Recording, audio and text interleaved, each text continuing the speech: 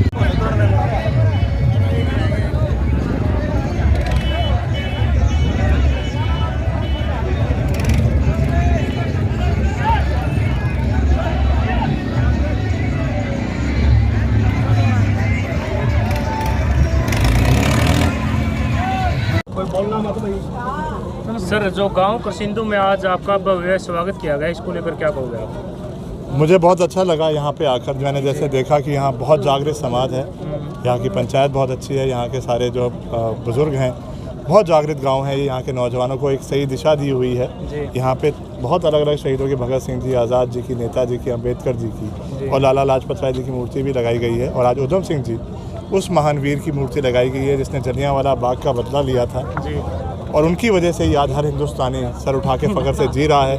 और क्या दुनिया के इतिहास में हम लोग बोल सकते हैं कि हमें भी बदला लेना आता है और लड़ना आता है और अपनी माँ भारती का कर्ज उतारना आता है। तो बहुत अच्छा लग रहा है, बहुत प्यार मिला यहाँ। और जो शहीद भगत सिंह की विचारधारा थी और जो आज की राजनीतिक पार्टियों की विचारधारा है, इसको लेकर क्या कहोगे आप? देखिए, भगत सिंह जी का जो सपना था कि आखिरी व्यक्ति तक इस आज़ादी का सुख उस तक पहुँचे और उनकी जो लड़ाई थी सत्ता नहीं व्यवस्था परिवर्तन के लिए थी। 70 साल हमारे देश को आज़ाद हुए हो गए। हमने तमाम सियासी दलों को मौका दिया है कि हमारे देश के लोगों की आवाज़ उठाए, खासतौर से किसानों की आवाज़ उठाए, क्योंकि किसानों की जब हम बात करते हैं, देश की 70% आबादी किसानों के साथ जुड़ी हुई है, चाहे वो मजदूर के रूप हो, किसी खेतीबाड़ी के, यानी किसी भी रूप से आप मानोगे तो 70% देश की आबादी खेतीबाड़ी से जुड़ी हुई है। अगर आप देखें उसके सुधार के लिए तो कुछ ऐसा कुछ किया नहीं गया। एक सरकारी मंडी व्यवस्था बनाई गई थी, उसमें भी किसानों ने अपने आप को ढाला 40 साल 50 साल के अंदर।